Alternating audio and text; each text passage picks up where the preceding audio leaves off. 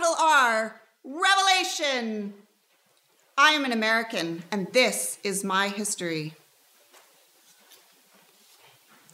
1. Striking gold.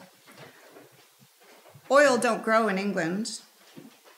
Mustafa Shah granted the oil concession in 1901 to a small company owned by William Darcy, who was newly rich from mining gold in Australia. The contract guaranteed Persia 16% of all revenues. That was before World War I, when oil was still a minor commodity. In 1908, the British owned the Burma Oil Company, took over the concession, and struck the first well. The Anglo-Persian Oil Company was born. Its first payment to the Persian government in 1913 totaled £2,900. Anglo-Persian built a refinery 210 rugged kilometers from the mouth of the Persian Gulf. Getting exploration equipment to the site took months. The pipeline was built across a winding mountainous route. Segments of pipe arrived from the United States. Crews took them upriver as far as they could by barge. Mules dragged them the rest of the way. Laborers took over where the land was too steep. The work took 2 years. Meanwhile, construction delays plagued the refinery site at Abadan.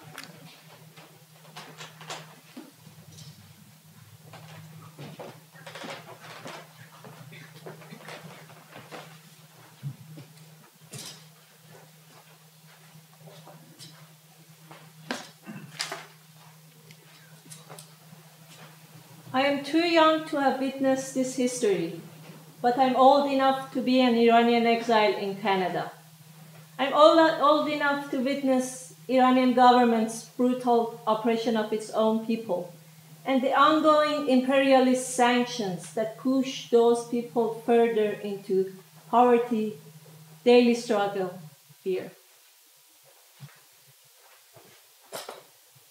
By 1914, the Anglo-Persian company was bankrupt.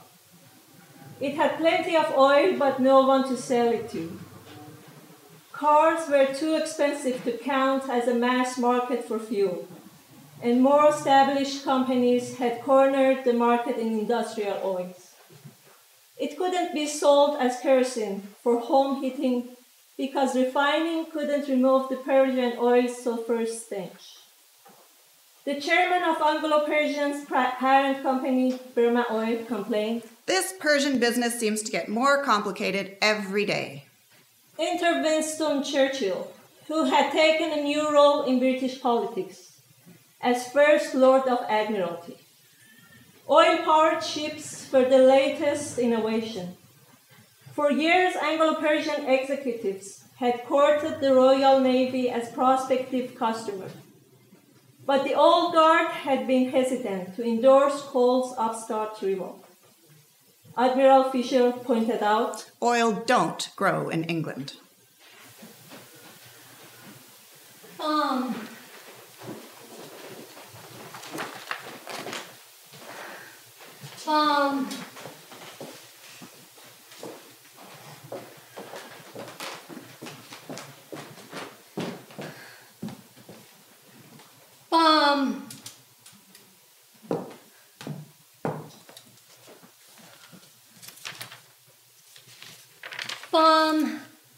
Libya.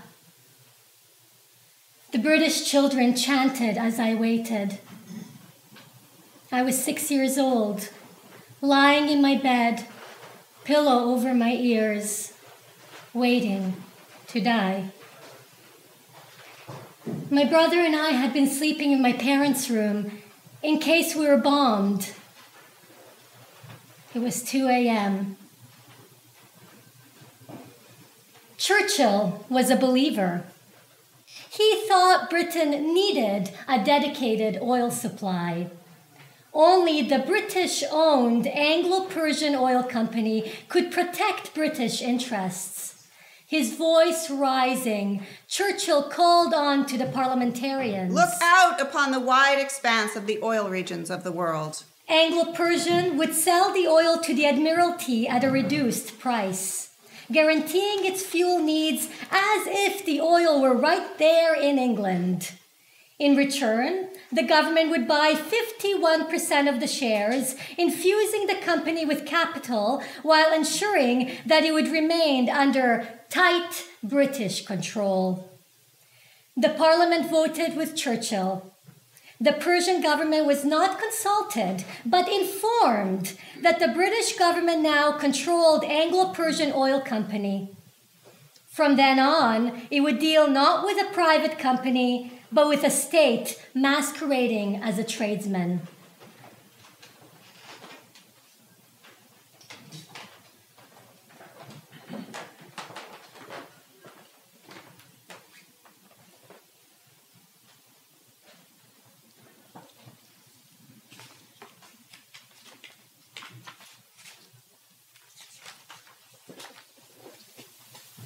It was 1990, the night of November 6th. I was terrified. I was 5 years old. With my mother and 2 brothers, we arrived in Muscat, Oman, the city adorned with lights fit for the Sultan. Our arrival marked the beginning of life as a family. Abadan refinery became the world's largest, supported by a workforce from across the empire. Fitters, riveters, masons, and clerks from India, carpenters from China, and semi-skilled workers from Arab countries. During World War I, the British government seized the assets of British Petroleum, which was a brand created by a German firm for marketing its products in Britain. The public trustees sold them to Anglo-Persian. Overnight, the company got a distribution network in the UK, including 520 depots, 535 railway wagons, 1,102 road vehicles, 4 barges, and 650 horses. Oil didn't grow in England. It flowed there.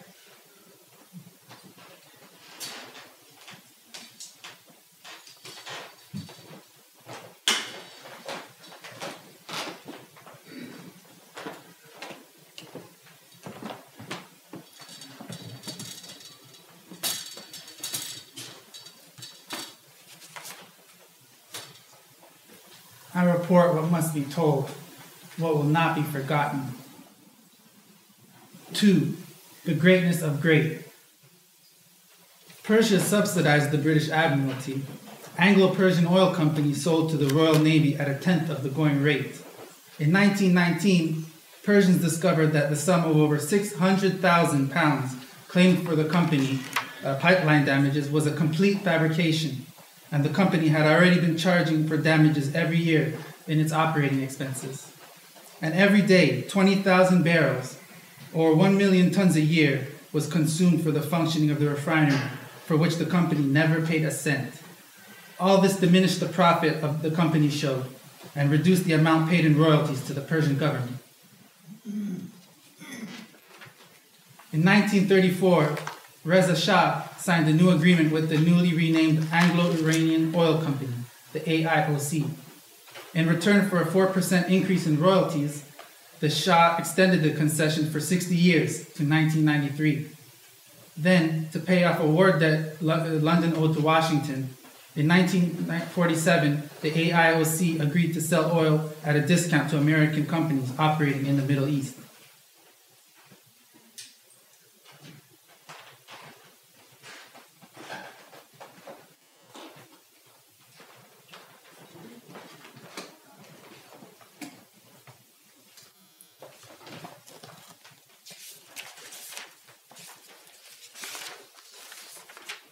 I was 8 years old in 1953.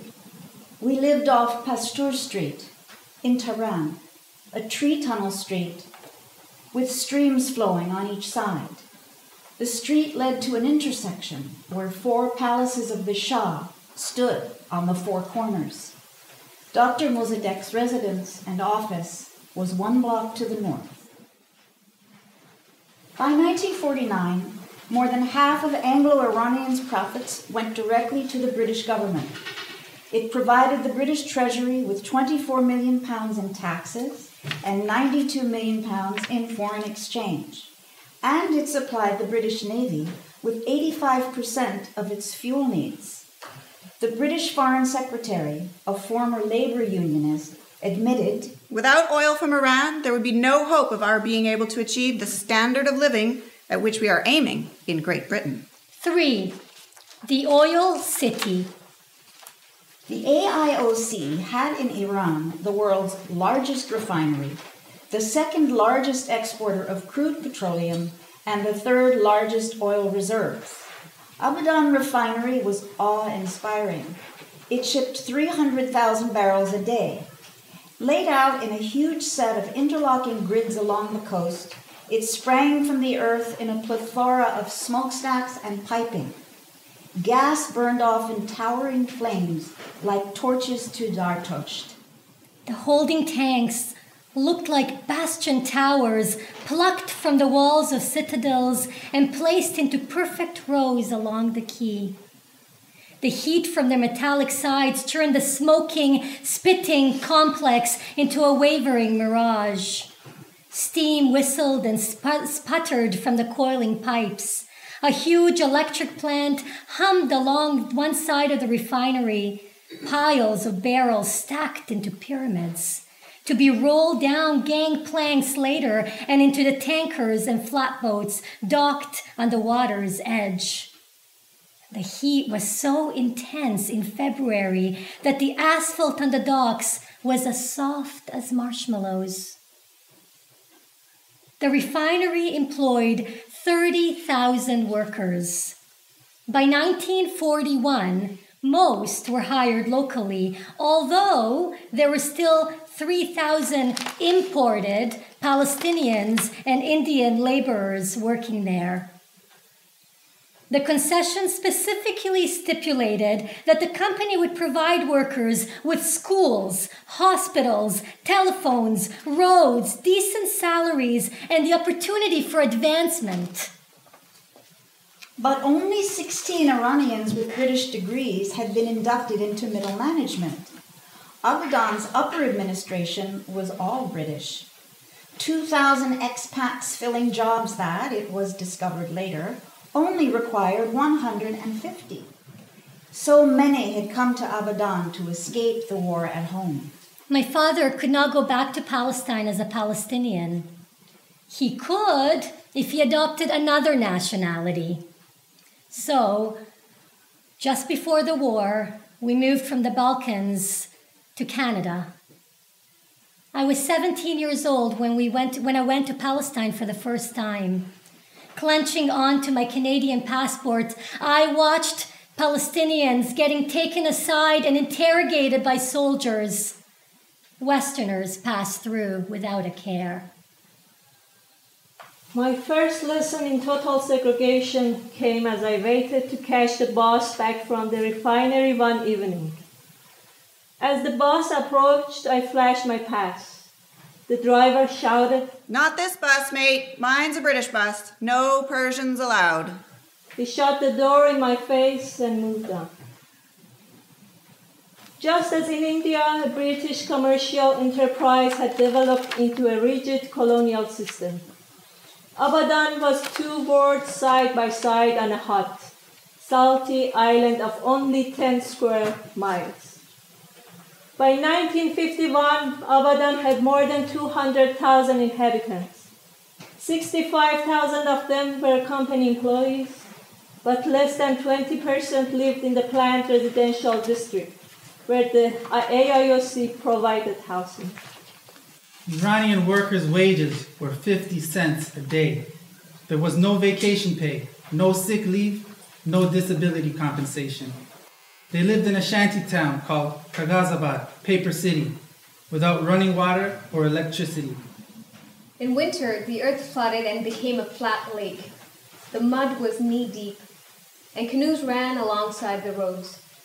When the rain stopped, clouds of nipping, small-winged flies rose from the stagnant waters. They filled the nostrils and jammed the refinery fans with greasy glue. Summer descended suddenly without a hint of spring. The heat was sticky and unrelenting, and the desert wind whipped of sandstorms. Cobbled from rusted oil drums hammered flat, the dwellings of Kagazabad turned into sweltering ovens. the temperature climbed to 55 degrees Celsius in the shade. At the refinery, the boilers and open flares stoked the sizzling air another 5 or 10 degrees. At the wells, the exposed piping boiled. Everywhere hung the sulfurous stench of burning oil. The Sultan is loved by everyone.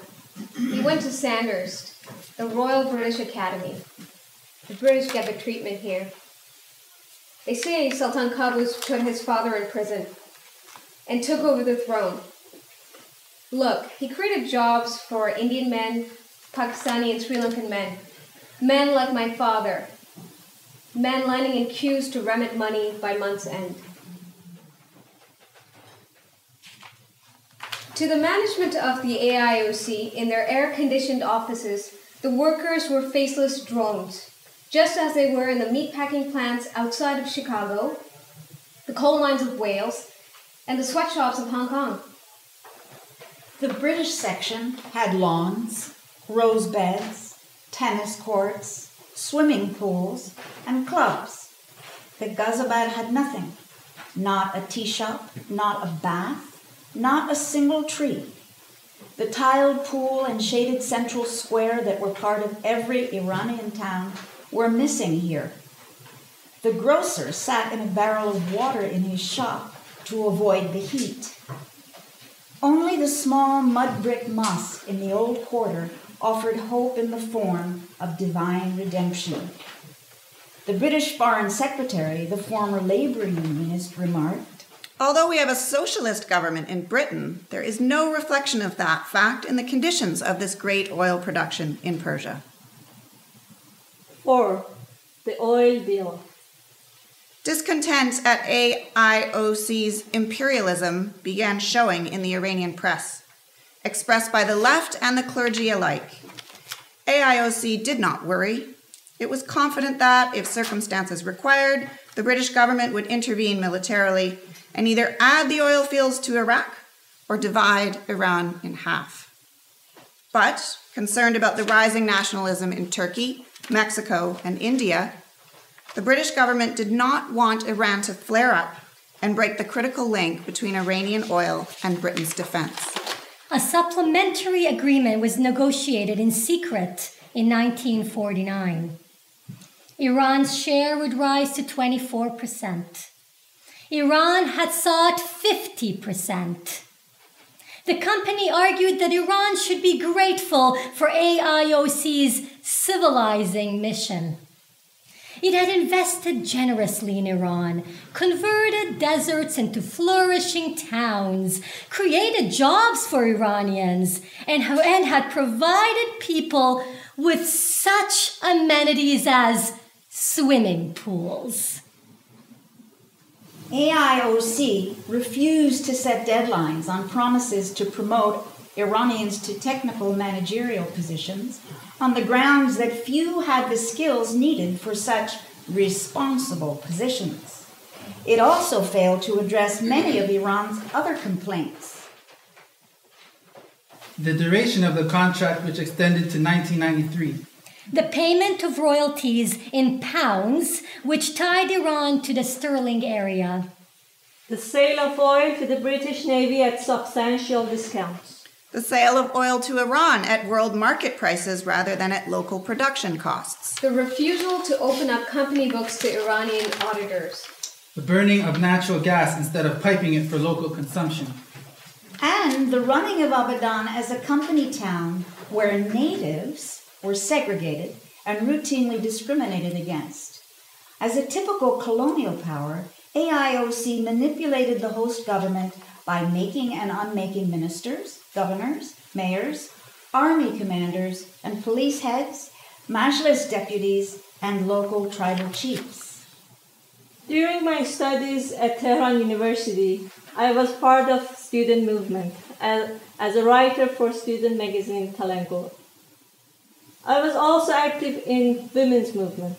As a member of Change for Equality campaign, 1 million signature campaign demanded change to the constitution to eliminate discriminatory laws.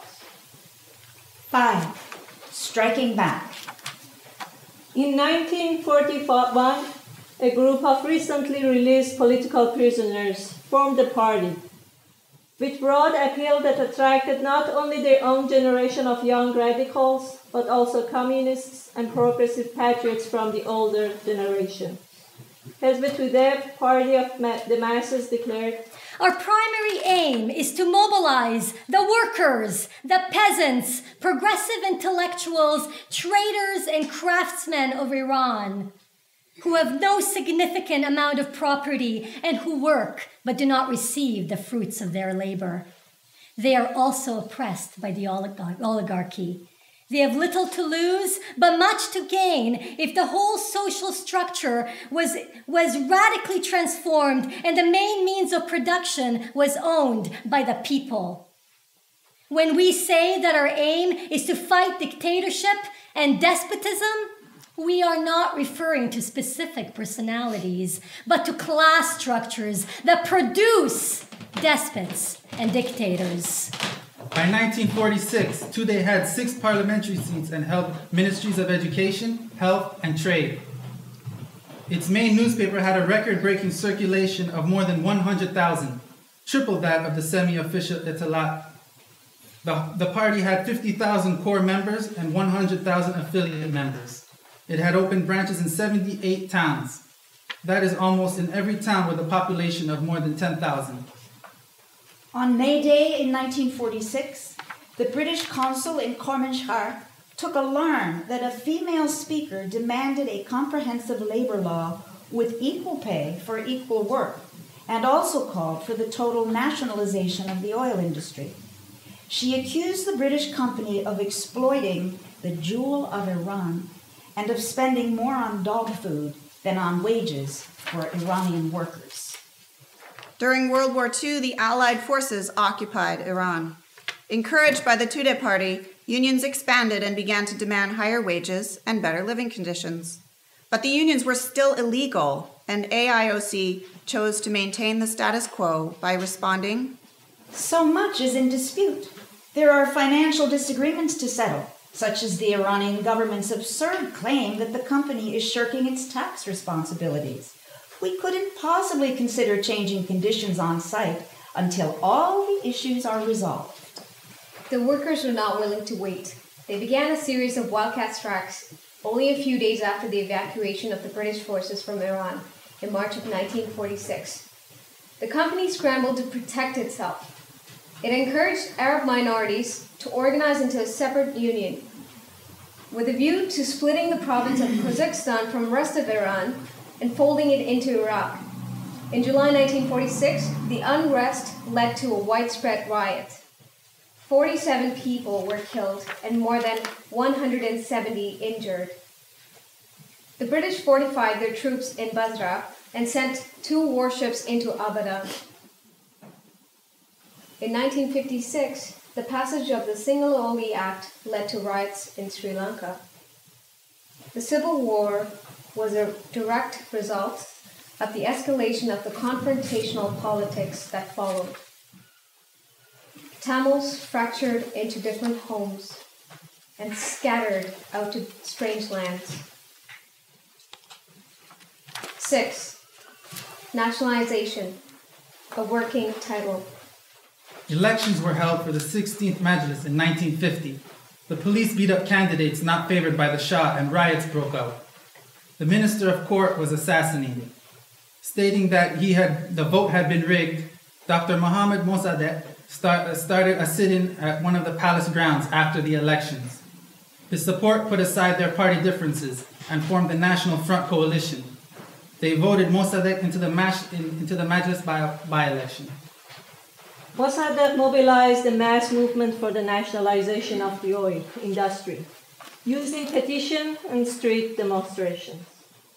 When AIOC finally responded to the pressure and brought 50-50 to the table, it was too late. The Majlis Oil Committee voted unanimously for nationalization. One of the members said, "With 50-50, we'll only be able to pay half our debts. With nationalization, we'll be able to pay them all." In 1951, while the Tudeh led a general strike in the oil industry, Mossadegh pressured the Majlis to accept his nationalization bill. The Majlis rejected the AIOC's proposed agreement and elected Mossadegh prime minister to implement the nationalization law. Mossadegh promised fair compensation, set up a national Iranian oil company, NIOC, and invited British employees to work for the new authority. When AIOC resisted the transfer of control, he ordered NIOC to take over AIOC's oil wells and pipelines, as well as its refinery and offices throughout the country. The British government evacuated all British company personnel, blocked the export of oil from Iran, and lodged a complaint with the United Nations. Mossadegh personally appeared before the Security Council and defended Iran's right to nationalize. He then broke diplomatic relations with Britain, accusing it of subversion. Britain froze Iranian assets and reinforced its naval presence in the Persian Gulf. The standoff was dubbed the Abadan Crisis in British press. 7. The mob's leader. Mossadegh was seen as a double-edged sword that threatened the oil company and the British Empire, as well as the Shah and his continued control over the armed forces. The royalist Speaker of Majlis said, "Statecraft has degenerated into street politics. It appears that this country has nothing better to do than hold street meetings. We now have meetings here, there, and everywhere. Meetings for this, that, and every occasion. Meetings for university students, high school students, 7-year-olds, and even 6-year-olds. I am sick and tired of these street meetings. Is our prime minister a statesman or a mob leader? What type of prime minister says, 'I will speak to the people,' every time he is faced with a political problem? I never imagined, even in my worst nightmares, that an old man of 70 would turn into a rabble-rouser. A man who surrounds the Majlis with mobs is nothing less than a public menace." In 1952, Mossadegh asserted that as prime minister, he had the constitutional authority to appoint the war minister. This was the first time the royal control of the military was seriously threatened. The Shah resisted. In a radio broadcast, Mossadegh told Iranians that he needed supervision over the army to prevent nefarious forces from plotting to undo oil nationalization. And he announced his resignation. People poured into the streets. After 3 days of general strikes and bloodshed, they forced the Shah to back down. This became known as the 30th of Tir uprising. Years later, in Sharq magazine's special issue for the anniversary of the 30th of Tir uprising, I saw a picture of the large funeral procession of one of the people killed in that uprising passing in front of my father's closed store. Mossadegh returned to office and took over the portfolio of the war minister. He changed the name to Ministry of Defense. He vowed to only buy defensive weapons and appointed a committee to investigate past arms purchases. He then purged 136 top officers, transferred 50,000 men to the army from the army to the gendarmeries, and cut military budget by 15%. Mossadegh also transferred the royal lands back to the state, cut the palace budget, and placed royal charities under government supervision. And he refused to close down newspapers that were denouncing the palace as a den of corruption, treason, and espionage. The UK ambassador reported, Mossadegh has captured the imagination of the people and mobilized the discontented against the upper class, who are closely identified with the British. By July 1953, some of his colleagues were openly talking of a constitutional committee to explore the feasibility of replacing the monarchy with a democratic republic. Embattled by the pro-British and pro-Shah deputies, Mossadegh called for a referendum to ratify the parliament's dissolution, arguing, "The people of Iran and no one else have the right to judge this issue.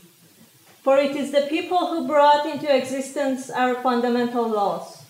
our constitution, our parliament, and our cabinet system. We must remember that the laws were created for the people, not the people for the laws. The nation has the right to express its views, and if it wished, to change the laws. In a democratic and constitutional country, the nation reigns supreme. 8. Mission control. Iranian oil had provided AIOC with 75% of its annual profit, much of which went to its shareholders in England and to oil ventures in Kuwait, Iraq, and Indonesia. For London, the central issue was who would control the production, distribution, and sale of oil. The word control was carefully avoided in public, but it was the operative term in confidential reports. The strength of British oil lies in the fact that we hold concessions all over the world in which we ourselves are developing the oil and controlling its distribution. Iran would be content to see the industry running at a low level without foreign management. This raises a problem. The security of the free world is dependent on large quantities of oil from Middle Eastern sources. If the attitude in Iran spreads to Saudi Arabia or Iraq, the whole structure may break down, along with our ability to defend ourselves. Buying oil produced on a reduced scale has dangerous repercussions. Seen from the United Kingdom point of view, the present problem is not solely one of the fate of a major asset. It concerns the major asset for which we hold in the field of raw materials. Control of that asset is of supreme importance. The first effect of nationalization would be to put control into Iranian hands. It is false to assume an identity of interest between the Western world and Iran over how much oil should be produced and to whom it would be sold and on what terms.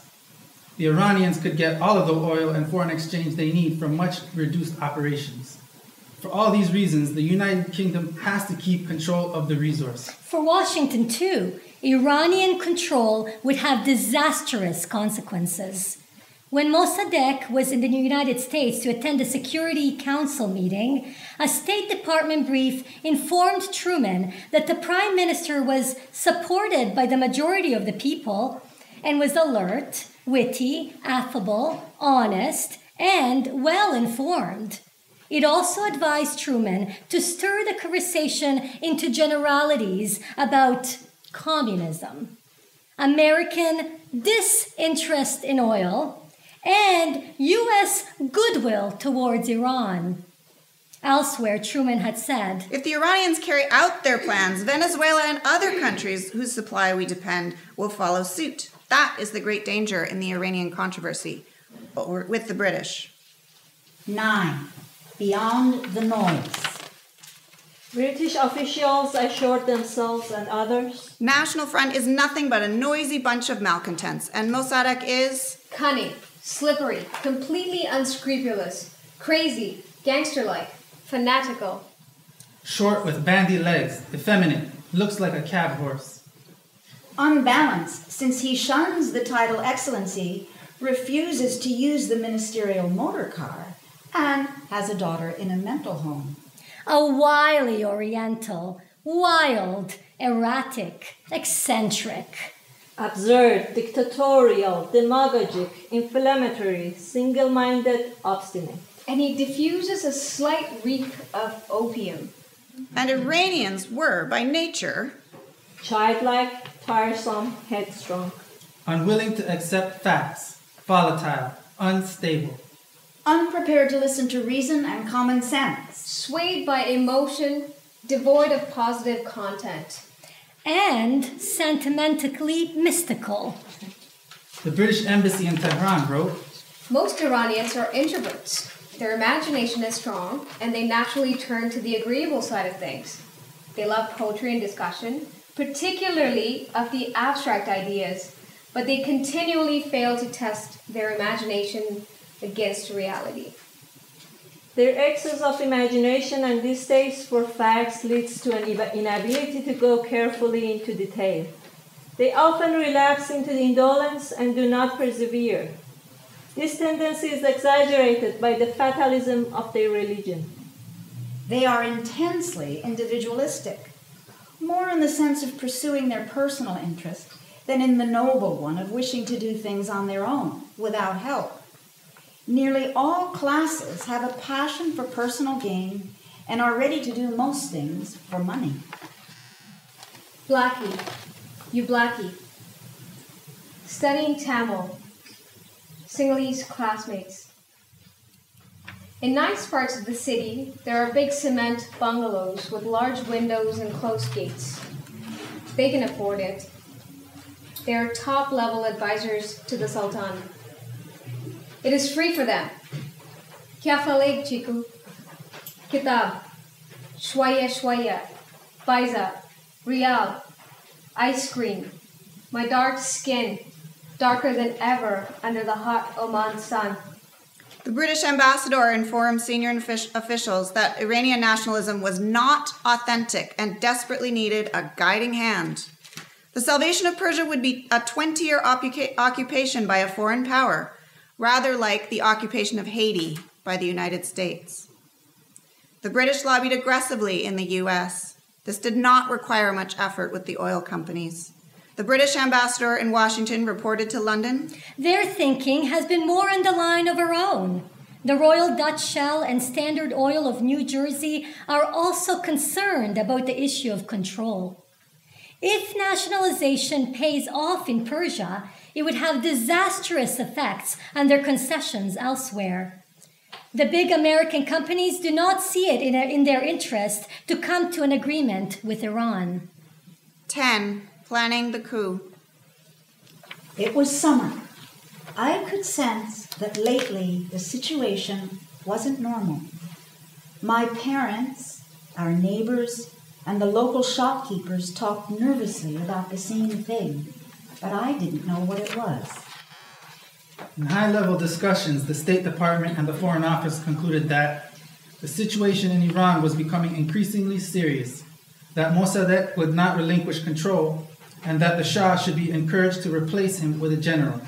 In February 1952, they set up a joint group to appraise the military situation and the question of loyalty of the generals to the Shah.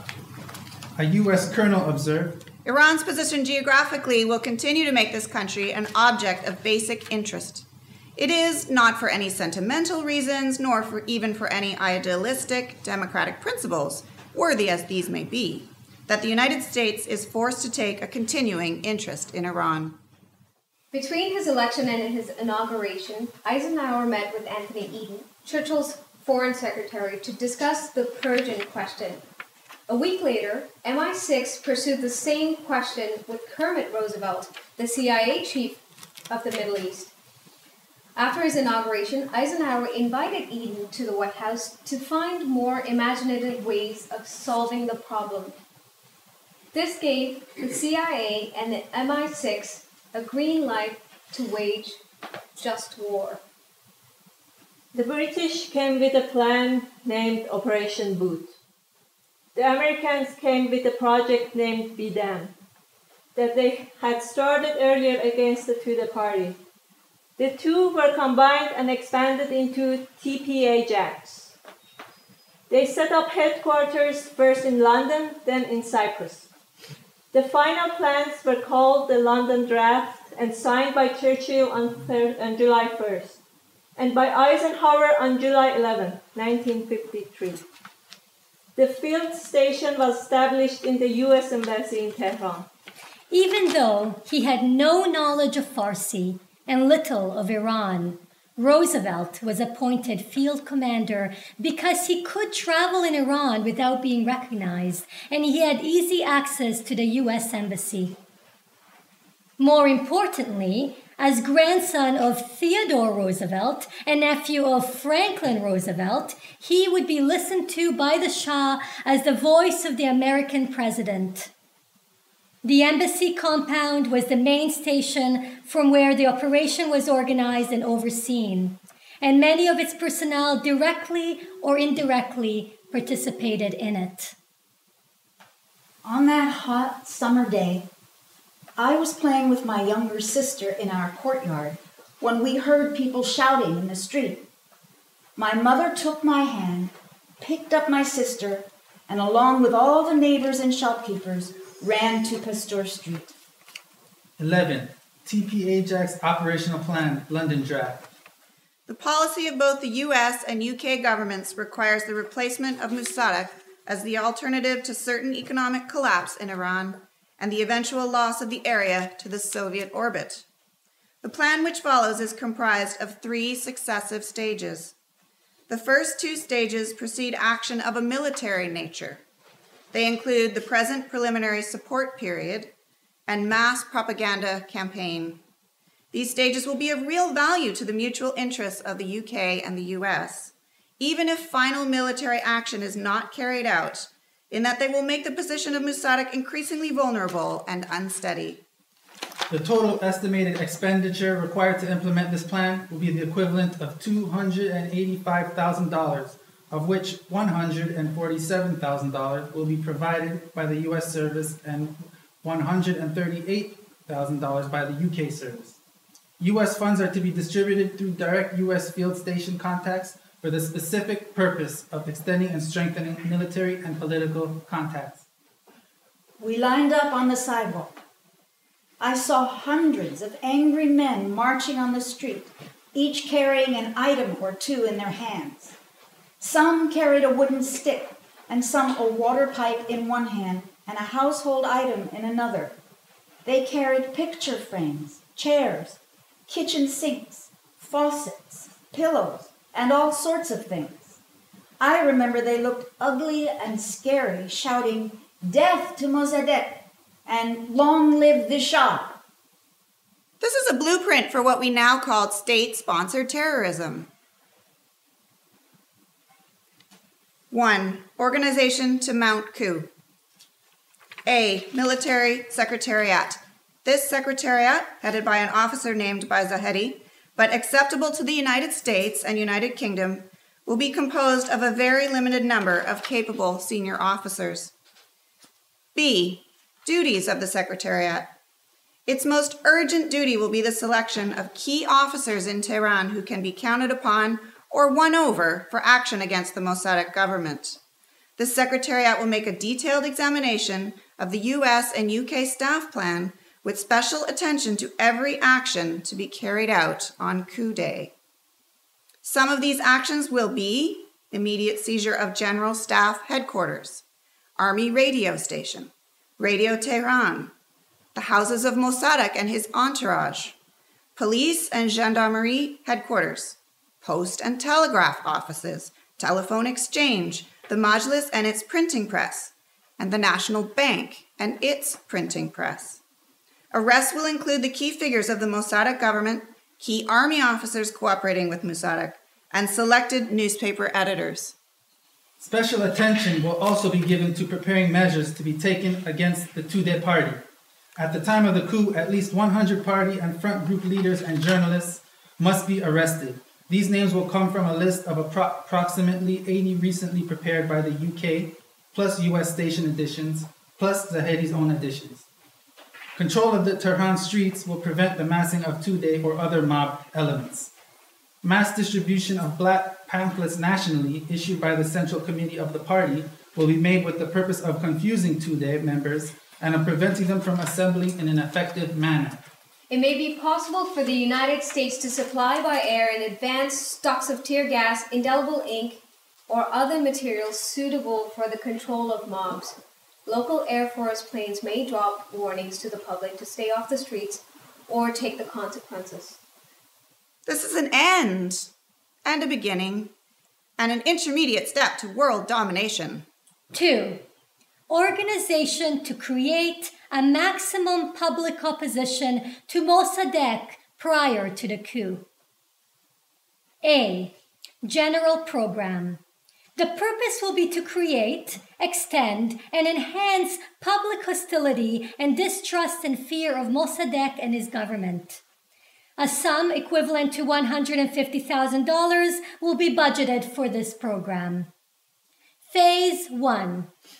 This is the current parliamentary support stage wherein the receipt of US and UK funds permits Zahedi to win additional friends and to influence key people. Phase 2. a massive propaganda campaign against Mossadegh and his government, but with Mossadegh himself as the principal target. We watched those shouting, scary men for a while. I remember people on the sidewalk were silent. They were not shouting or even talking. They were all silent. And then we returned home. B. Duties of specific elements. 1. Press and publicity. In the preliminary support period, the British group will continue to use its numerous smaller papers to push an anti-Mossadegh line. At headquarters and at the field station, U.S. personnel will draft and put into Persian the texts for articles, broadsheets, and pamphlets, some pro-Shah and some anti-Mossadegh. The material designed to discredit Mossadegh will hammer the following themes. A. Mossadegh favors the Tudeh party and the USSR. This will be supported by black documents. B. Mossadegh is an enemy of Islam since he associated with the Tudeh and advances their aims. C. Mossadegh is deliberately destroying the morale of the army and its ability to maintain order.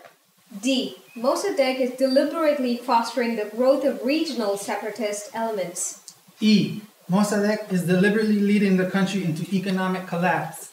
F. Mossadegh has been corrupted by power. G. Consistent with these themes will be the persistent slant that Mossadegh has been the unwitting victim of his unscrupulous, personally ambitious advisors. Immediately after the change of government, Tahiri's director of press and propaganda must be prepared to A. Make maximum use of Radio Tehran. B. Through Radio Tehran, posters, special news sheets, etc., spread the program of the new government, including elements of broadest appeal presented in simplest terms, such as immediate slashes in living costs, increased pays for government officials and army personnel, etc. C. Give maximum local publicity to US and UK statements which will have been prepared in advance. D. Brief all foreign correspondents. This is the description of a pogrom a la pre-Nazi Germany. Learning from history only to repeat it. 4. Religious leaders. It is our belief that nearly all the important religious leaders with large followings are firmly opposed to Mossadegh. Both the U.S. field station and the British group have firm contacts with such leaders. These leaders include such as sordid and sometimes inimical elements as the non-political leaders, Name redacted. and Name redacted. as well as Name redacted. and Name redacted. his terrorist gang, Name redacted. During the period of intensive anti-Mossadegh publicity before coup day, the leaders and their henchmen will A. Spread word of their disapproval of Mossadegh. B. Give open support to the symbol of the throne and give moral backing to the Shah through direct contact with him at the shrine. C. As required, stage small pro-religious anti-Mossadegh demonstrations in widely scattered sections of Tehran. D. The terrorist group to threaten that they are ready to take direct action against pro-Mossadegh deputies and members of Mossadegh's entourage and government. E. Ensure full participation of themselves and followers. F. After the change of government, give the strongest assurance over Radio Tehran and in the mosques that the new government is faithful to religious principles. C. Final action immediately preceding the coup. 1. On the appointed day, staged attacks will be made against respected religious leaders in Tehran. 2. Other religious leaders will at once say that these attacks were ordered by Mossadegh. 3. A number of the more important leaders will at once take sanctuary in the Majlis ground. 4. These religious leaders will release statements through their followers denouncing in the strongest terms the anti-religious attitude and behavior of Mossadegh. 5. At the same time, the fullest publicity will be given to the U.S. station fabricated documents, which prove and record in detail a secret agreement between Mossadegh and the Tudeh, with the latter promising to use all their force in support of Mossadegh and against the religious leaders, the army, and the police. 6. Simultaneously, these leaders will call on their followers to take sanctuary all over Tehran, mosques, telegraph and post offices, banks, etc. The British group and the U.S. station will supply all these demonstrations they can to swell their ranks. And at the same time, the merchants will attempt to close the bazaar. 7. In the presence of this increasingly hostile and abnormal atmosphere, Zahedi will take over as chief of staff and make those arrests which are an essential part of the military phase of the coup. 8. Just after Zahedi moves, the Majlis will be called into session to formalize the change of government and complete the coup. That day, my father came home unusually early. I was surprised and happy at first, but then realized that he wasn't happy. He didn't say much and went straight to the German Telefunken radio we had in our living room. He sat by the radio and listened for a while. I saw he was crying. I had never seen my father cry before. 12. The operation. On August 19, 1953, General Zahedi was made Prime Minister. During World War II, he had been arrested and imprisoned by the British forces occupying Iran for his attempt to establish a pro-Nazi government in Iran. The CIA gave Zahedi $100,000 before the coup and an additional $5 million the day after to consolidate support for the coup. Bahram Shahrokh became Zahedi's director of propaganda. He had been a trainee of Joseph Goebbels and Berlin's radio's Farsi program announcer during the Nazi rule. For the benefit of foreign correspondents in Tehran, the planners tried to paint the coup as having popular support. On the day of the coup, the CIA and SIS agents gathered in the bazaar members of Sumka, A small Nazi party. Arya, A small far-right group. and Fadayan Islam. An Islamist terrorist group responsible for attempted assassination of Mossadegh Foreign Minister Hossein Fatemi. They also brought in hired athletes from the Taj Club, led by the famous Shaban Bimoh, a street gang leader, as well as thugs from the Red Light District. This assorted group marched to the radio station and on the way looted the homes of cabinet ministers as well as the offices of pro-Mossadegh organizations. At the radio station, they were joined by truckloads of soldiers in plain clothes and farmhands brought in by the army from an estate outside Tehran belonging to one of the coup generals. In April 2000, the New York Times leaked a CIA report on the 1953 American-British overthrow of Mossadegh. It billed the report as a secret history of the secret coup and treated it as a substitute for the U.S. files that remain inaccessible. This report is highly sanitized. It is one thing to focus on the role of the CIA in the coup. It is another thing to describe ambassadors and military advisors actively participating in the overthrow of their host governments. Similarly, it is one thing to admit that the CIA distributed gray propaganda, funded demonstrations, played dirty tricks, and urged officers to carry out the coup. It is another thing to admit that the CIA worked through local Nazis and had a direct role in kidnappings, assassinations, torture, and mass street killings in the months before the coup. 13. Living with the coup.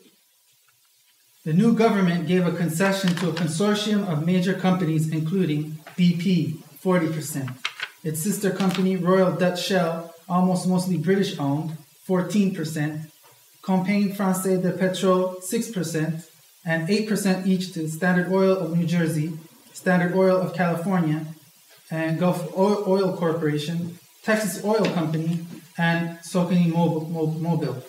In theory, the National Iranian Oil Company remained in charge, but in reality, this consortium gained full control over management, production, and distribution of oil. The consortium was to give 50% of profits to Iran.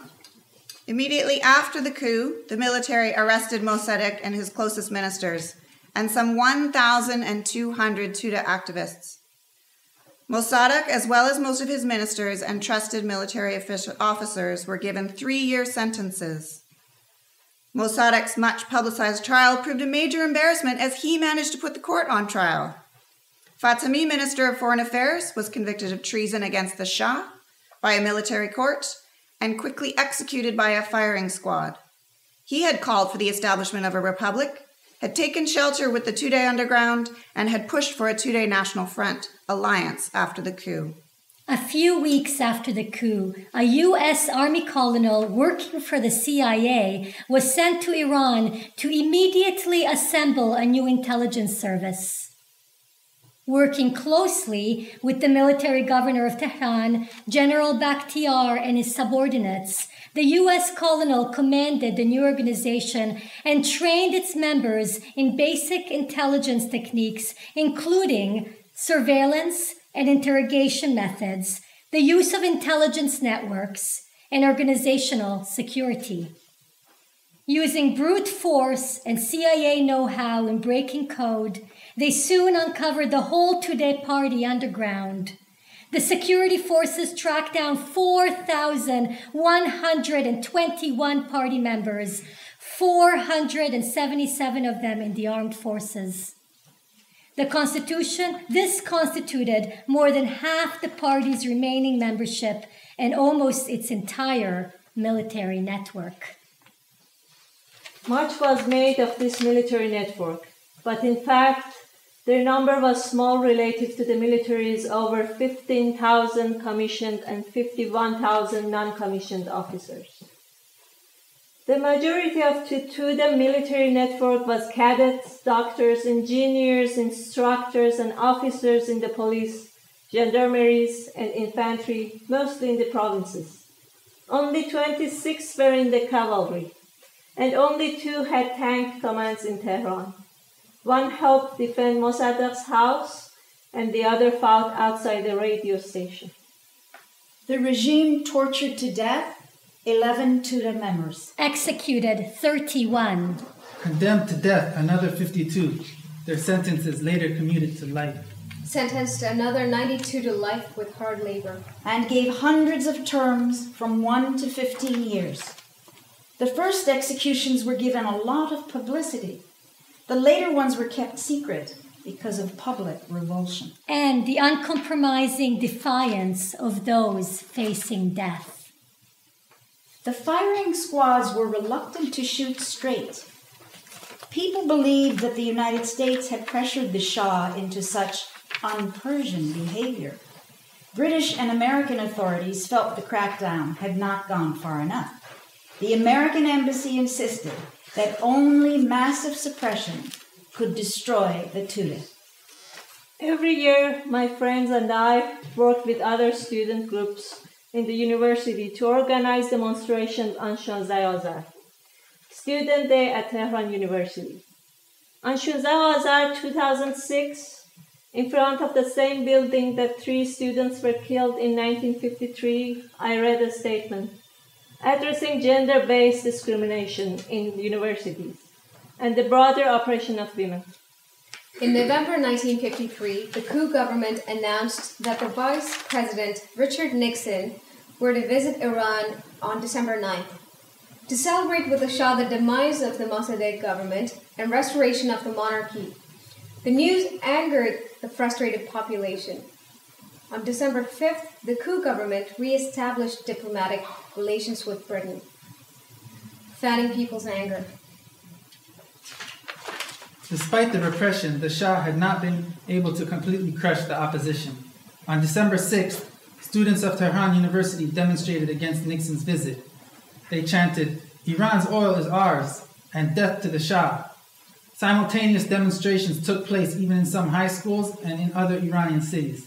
The Shah's Imperial Guard stormed the campus and brutally attacked the students. The demonstrations spilled onto the streets, and the guards injured and arrested many students.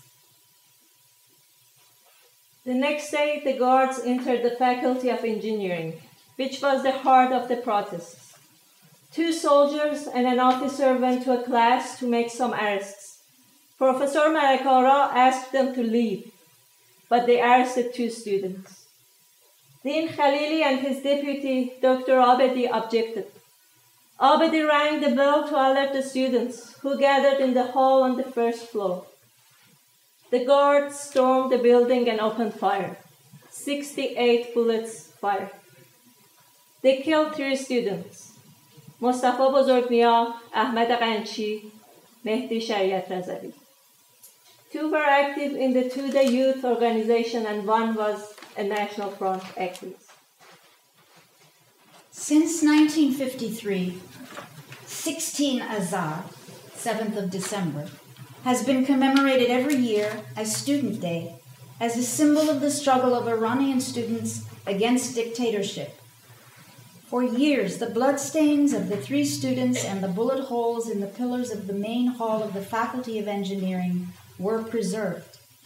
Year after year, for 24 years, the Shah's regime followed the bloody event on 16 Azar with other confrontations with university students all over Iran who continued to mark the anniversary with meetings and demonstrations.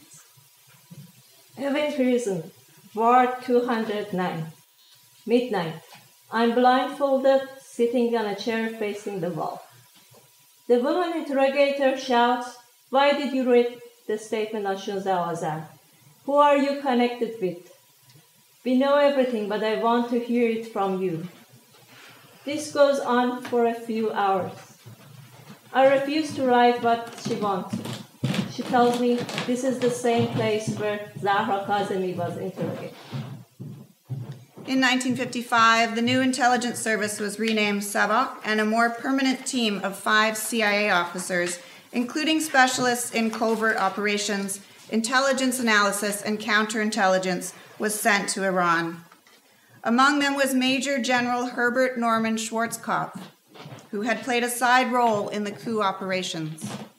Later, a team of instructors from the Israeli intelligence agency Mossad replaced the CIA team and remained until 1965. My brother and I shared a room again, this 15 years later, this time in Dura, Hebron, while visiting our family.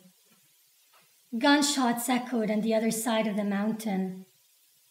My brother stood by the window and watched. I put a pillow over my head and I tried to sleep. Our baby cousin Mohammed had been kept awake all night by the gunshots. Finally, he crawled out of bed, toddled over to the window, angrily pointed to the lights and explosions, and yelled, "Da, da, da, da, da, da, da." Then he crawled back to bed. What will brave Mohammed grow up to be after being woken up by such violence? The CIA continued to provide specialized training to SAVAK officers on a routine basis, both in Iran and in the US, covering topics such as the use of different equipment for surveillance, interrogation, and communications. SAVAK had the power to censor the media, screen applicants for government jobs, and use all means necessary, including torture, to hunt down dissidents. The CIA provided SAVAK with lists of communists to arrest, torture, and murder. Numerous agents infiltrated opposition groups. Even underground or exile oppositional groups were decimated. SAVAK also had suave, educated operatives in coats and ties who persuaded people of the dangers of speaking or acting out of turn. SAVAK grew to over 5,300 full-time agents and a large but unknown number of part-time informants. Suspicion was sown within Iran, and people were increasingly hesitant to discuss politics at all. The Shah changed the name of the Defense Ministry back to the Ministry of War and made it clear that civilians had no business meddling in military matters. Between 1954 and 1977, the military budget grew 12-fold, and its share of the annual budget went from 24 to 35%. After President Nixon and his National Security Advisor, Kissinger, visited Tehran in 1972, Iran became the largest arms importer in the world. Of $8.3 billion that the U.S. had received in 1974 in revenues from foreign military sales, $3 billion came from Iran. I hear the window next to me bursting open. I am the first to wake up. I roll over, place the pillow over my ears, focus on my mom's breathing, and wait to die. My brother wakes up, screaming, crying, "We're being bombed!" My mother says, "No, we're not being bombed. It's just fireworks." We go to the basement. It's packed with people.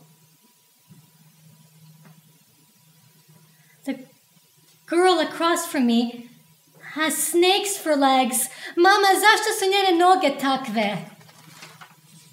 The British provided Iran with more chieftain tanks than they had in their own armed forces. And the US let the Shah be the first to buy sophisticated fighter planes before they were in production. By 1975, the Shah had the largest navy in the Persian Gulf, the largest air force in Western Asia, and the fifth largest army in the whole world. With the US in the lead, Western governments were happy to sell arms to Iran and see them become the gendarme of the area, fighting leftist-led rebels in Oman and threatening other potential disturbances. People are crying, wailing. I whisper to my brother, "Should I be crying too? Am I being rude?"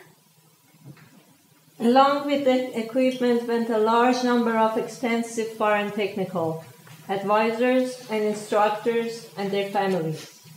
They contributed to inflation, and their behavior caused indignation among Iranians. American military suppliers like Grumman, Lockheed, and Westinghouse took over key positions in the economy. New housing projects, and in particular the use of cement, were at times outlawed or made impossible because of the heavy demands on cement and other building materials for sheltering military equipment. Several American banks received and helped invest huge amounts of Iranian money, both from the Iranian government and from funds sent abroad by the Shah, the royal family, other rich Iranians, as well as the Pathology Foundation. American banks owned percentages of Iran's banks and held shares in Iranian businesses. I joined the Festival of Tears. 14. Historians note. Iran became the largest oil exporter. The several American oil companies who together marketed 40% of the large consortium sale of Iranian oil profited increasingly from Iran and from high oil prices. It was only in the 1970s that a secret consortium accord that in effect limited production and income became known to Iran. AIOC changed its name to British Petroleum in 1954. It entered Canada in the same year by purchasing shares in 2 prairie oil companies. BP also spread to Alaska in 1959 and struck oil in 1969. BP Canada is one of the major tar sands developing companies in Western Canada. 20 years later, I met a British man who remembers chanting in the schoolyard with the other children in 1986. Bomb, bomb, Libya. In 1955, Zahedi, who was handpicked for the coup by the CIA and MI6, was eased out after only 20 months. The Shah packed him off to Switzerland after spreading rumor that he had embezzled large sums. His son Ardeshir, who played an important role in facilitating Zahedi's contact with the CIA planners, married the Shah's oldest daughter. 4 years later, I started going to a new school. Every day I walked along Pasteur Street, past Shah's palaces, turned north to Cox Street, and past Mossadegh's house. And every day I saw the walls that were wounded by bullets on that hot summer day years ago. In 1961, the Iranian authorities dismissed SAVAK's first director, General Bakhtiar. He later became a political dissident. In 1970, SAVAK agents assassinated him. In 1963, U.S. military personnel in Iran were given diplomatic immunity. In spite of the repressive regime, this caused a huge popular uproar and led to the arrest and exile of Ayatollah Khomeini. In 1997, I was Toronto-bound with my mother and two brothers once again. My father liked the hot Oman sun and the pledge of loyalty he had in the company over the cold, over the snow, the lack of Canadian work experience, and having to start from scratch. Birthdays, graduations, growing up. We fractured for 15 years and counting. Kermit Roosevelt, the leader of the coup, was asked to undertake similar operations against Arbenz in Guatemala and Nasser in Egypt. At least one participant in the coup went on to achieve considerable notoriety with similar operations in Syria, Nepal, and Vietnam. No less an authority than Richard Helms, CIA director from 1965 until 1973, described the 1953 coup as an important model for CIA covert operations elsewhere. What is happening to the civilians in Syria and elsewhere in the region? What narratives are being left out by the Western media? Will we finally learn the lessons of history?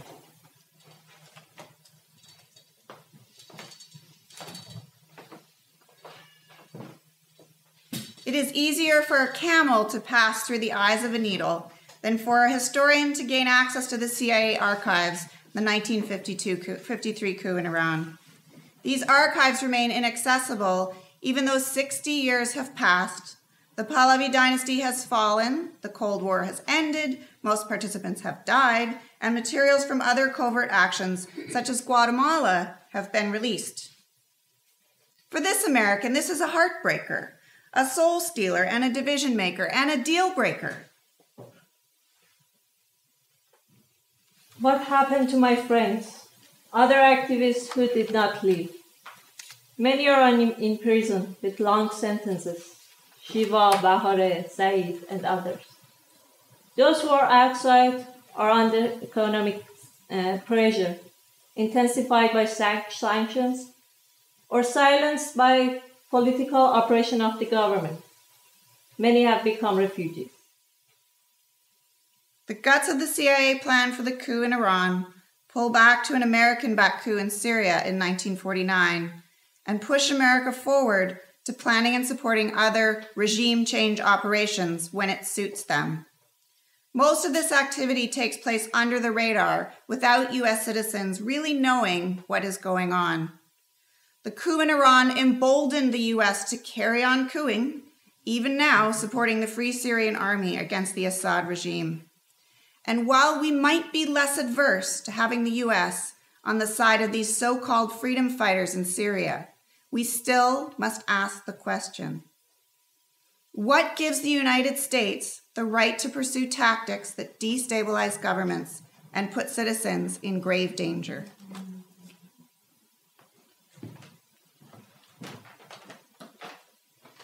We had great hopes for change, even when arrests happened. But with the threat of war and the pressures of sanctions, it is easy to lose hope. It is a double oppression. One side of it is Iranian government, the other side is the West. Increasing militarization erodes what small spaces there was for social movements, as we witnessed.